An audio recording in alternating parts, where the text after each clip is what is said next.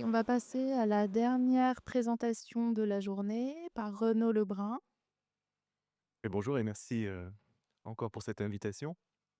Alors je vais vous parler d'un petit retour d'expérience, d'un atelier pédagogique que Maëva Orliac et moi-même avons, présenté à la Fête de la Science, l'an dernier à Montpellier. Donc on a créé un atelier pédagogique autour des cétacés. Alors, ça a déjà été présenté, mais, ce que je fais à Montpellier, je m'occupe d'un scanner, d'un microtomographe à rayon X. Je fais aussi, du développement logiciel un petit peu et plus récemment, pour des besoins de création de portoirs, un peu ce que nous ont présenté, Patricia et Martha, je me suis pris au jeu des imprimantes 3D et assez vite, j'ai pas pu résister à l'envie de créer des modèles pédagogiques. Là, vous avez un appareil, masticateur de conodonte que j'ai remonté et donc assez vite, il est apparu que, ce type d'outil était hyper utile pour pouvoir créer des modèles à visée pédagogique. On parle beaucoup d'anatomie comparée, alors ici on est dans le sanctuaire de cette discipline et ce qu'on cherche à faire, c'est distinguer des homologies des analogies, évolutives et des phénomènes de convergence et quand on cherche, ce type d'exemple et quand on veut, transmettre un peu ces informations à un public, on tombe très vite sur des exemples où apparaissent des cétacés. Et vient la question, alors je suis persuadé qu'on est dans un âge d'or, et à l'aube d'un âge d'or pour la création d'ateliers pédagogiques, parce qu'on a aujourd'hui tout ce qu'il faut pour en faire des très, très sympas. Tout d'abord, on a dans nos différentes institutions accès à des outils de digitalisation, alors que ce soit des micro-CT ou d'autres choses. On a accès à des spécimens, très intéressants et au-delà des spécimens de nos collections, bientôt on verra, il colle plus sur cette diapo, mais on a accès, aujourd'hui à pas mal de banques de modèles de données 3D et enfin, pour faire un atelier pédagogique, qui marche bien, comme Franck l'a dit, pour transmettre des messages, c'est toujours bien d'avoir des histoires, des belles histoires à raconter et c'est comme ça qu'on fait là. Vous me voyez en train de lire une histoire à mon fils. Bon, c'est pas vraiment moi, c'est pas vraiment mon fils, mais c'est une histoire aussi. On va essayer de transmettre, des histoires évolutives à travers des histoires. En tout cas, a atteindre un public, à travers des questions intéressantes sur un groupe donné. Donc je reviens aux cétacés, sur plein d'illustrations, on aperçoit, que les cétacés, sont intéressants pour, parler de convergence évolutive à gauche et puis, pour parler aussi d'homologie. Alors quelle question on peut, se poser, et discuter avec un public,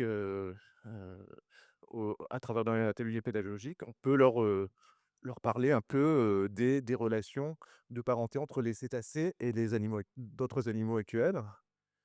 On peut, aborder la question de, la morphologie de leurs ancêtres et on peut, aussi, se demander quelles sont, leurs adaptations principales pour un mode de vie aquatique. Bon, il y a plein d'autres questions auxquelles on peut, penser avec ce groupe, mais je vais, essayer de tenir en 10 minutes parce qu'en fait, on s'est un peu lâché pour cet atelier et on en a abordé beaucoup plus. Alors, ça fait très longtemps qu'on sait que les cétacés, bien sûr, sont des mammifères, hein. Leur squelette est très différent, par exemple, de ceux de poissons télérostéens. Ils ont des poils, ils respirent de l'air. Donc ça, c'est une question, qui est assez facile, et à laquelle on a la réponse depuis très, très longtemps. En revanche, c'est accepté, depuis, on va dire une trentaine d'années que, les cétacés, sont des artiodactyles et que, leurs plus proches parents dans la nature actuelle sont les hippopotames, donc grâce aux analyses moléculaires. Mais cependant, si on se projette 30 ans en arrière, c'était une question qui était pas du tout évidente. Heu, les morphologistes, en fait, étaient assez sceptiques, quant, aux relations de parenté des cétacés avec les autres mammifères. Alors pourquoi? Heu, Si on se projette, 30 ans en arrière, c'est qu'à la même époque, quand les premiers résultats moléculaires, suggéraient un ancrage des cétacés au sein des artiodactyles, on avait des études, qui étaient sorties par exemple dans Nature, je ne sais pas si vous vous souvenez, pour certains d'entre vous, que, le cochon d'Inde n'était pas un rongeur. Alors moi, quand j'ai rencontré, les premiers paléontologues, de ma carrière au début des années 2000, plus de 5 ans après cette publication, ils en riaient encore, à gorge déployée. Donc ça a été une blague, pendant très longtemps. Alors, pour vous dire un peu, ce qui a réconcilié les morphologistes avec les molécularistes, pour ce groupe, c'est lié, aux pattes arrière. Alors vous savez que les cétacés actuels ont perdu leurs pattes arrière, hein. Mais, au début des années 2000, heu, des fossiles, pour lesquels, aucune ambiguïté, d'un lien de parenté avec les cétacés actuels, ont été mises à jour, et notamment la morphologie de leurs pattes arrière et de leurs chevilles, donc l'astragale, talus ou rancle, dont vous avez la morphologie ici pour un pied humain. Et donc Pachycetus, donc un ancêtre des cétacés, trouvé au Pakistan, son pied a été trouvé au début des années, 2000 par une équipe américaine. Alors pour faire un atelier pédagogique pour illustrer, cette morphologie, particulière du pied, des cétacés, et ben, j on a regardé avec Maëva, au travers donc de banques de données morphologiques comme Morphosource, heu, pour des os de cheville de différents grands groupes de mammifères actuels. Et voilà, on a utilisé, Morphosource. Après on en a scanné quelques-uns, et d'autres sur d'autres sites aussi internet, donc voilà, donc je les ai, téléchargés, je les ai imprimés, et ce dont on s'aperçoit, hein, bien sûr, c'est que, la morphologie de la cheville des artiodactyles, là, dont vous voyez un représentant de mouton, est vraiment particulière par rapport à celle d'autres mammifères. Et on avait de la chance, c'est qu'à Montpellier, on a des os de cheville de Pachycétus, et Maëva avait accès à, d'autres os de cheville, d'autres représentants, de cétacés, fossiles. Voilà, donc en imprimant ces chevilles, on peut, et en les présentant à un public, on peut, très vite leur montrer que les ancêtres des cétacés, ont une morphologie de cheville typique de celle des artiodactyles. Voilà, donc une première question. Ensuite, si on veut aborder une autre question avec le public, on peut se demander à quoi ressemblaient leurs ancêtres. On a de la chance aussi avec ce groupe, c'est que, le registre fossile est assez complet, enfin bien documenté en tout cas, au moins pour les 3 premiers millions d'années, pour lesquels on connaît des ancêtres certains, qui étaient terrestres, et des formes transitionnelles entre un milieu, probablement, principalement terrestre, et un milieu, complètement aquatique, un mode de vie complètement aquatique. Donc entre moins 40 millions d'années à peu près à 45 millions d'années, on a 3 millions, ça c'est ce qui est pas beaucoup à l'échelle des temps géologiques, heu, de documentation de formes transitionnelles depuis un milieu terrestre vers un milieu, strictement aquatique.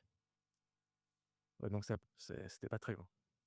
Et ce qui est bien, c'est que pour par exemple ces 4 représentants, heu, Maëva a cherché sur internet et a trouvé, qu'un artiste, vendait, des modèles 3D pour 6 $ chacun, de ces 4 genres de cétacés ancestraux.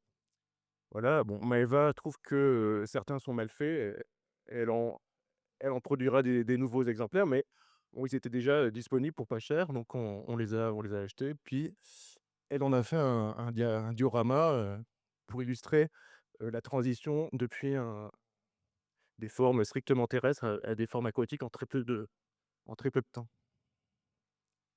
Et enfin, dernière question, que je vais aborder, c'est quelles sont leurs adaptations à un retour à l'eau? Alors si on a ici une phylogénie, des cétacés sur laquelle, Maëva a indiqué les différentes adaptations, vers un milieu strictement aquatique.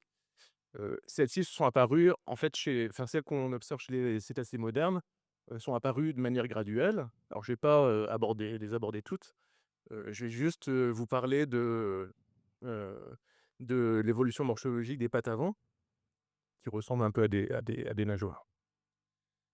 Voilà, donc vous voyez les pattes avant d'un dauphin, les membres antérieurs, qui ont l'air, très vaguement bien sûr, de ressembler à des nageoires. Alors on a de la chance à Montpellier, on a un beau squelette de dauphin où toutes les phalanges sont préservées avec les pattes avant d'une des pattes en tout cas. La patte avant gauche sont préservées, donc je l'ai scanné, je l'ai segmenté et je l'ai imprimé en 3D. Donc pour, en à peu près un jour ou 2 de travail, c'était prêt et donc en comparant l'intérêt de ce type de modèle 3D, c'est qu'on peut, en utilisant le même code couleur, comparer donc la patte, de ce dauphin actuel à celui d'un protocète, qui a été trouvé, au Sénégal, lors d'une campagne de fouilles organisée par Lionel, ici, et qui avait à peu près 40 millions d'années et donc ça, c'est quelque chose qu'on avait au milieu, dans les collections de Montpellier et à gauche, une main humaine qu'on trouve un avant-bras humain qu'on trouve sur Morphosource, donc que j'ai pu télécharger puis, également imprimer, en vraiment très peu de temps.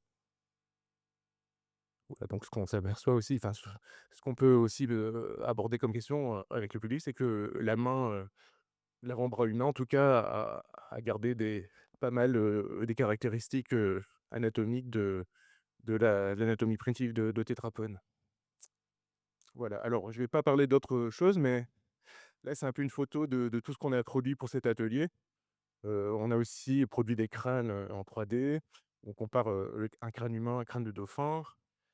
On trouve, sur internet également pas mal de données d'encéphale, de cerveau, que ce soit des cerveaux humains ou des cerveaux même de cétacés et puis, au niveau de l'adaptation des adaptations au niveau de l'audition, on a aussi produit pas mal de modèles pédagogiques, mais bon, j'ai pas beaucoup le temps pour en parler. Voilà, je vous remercie.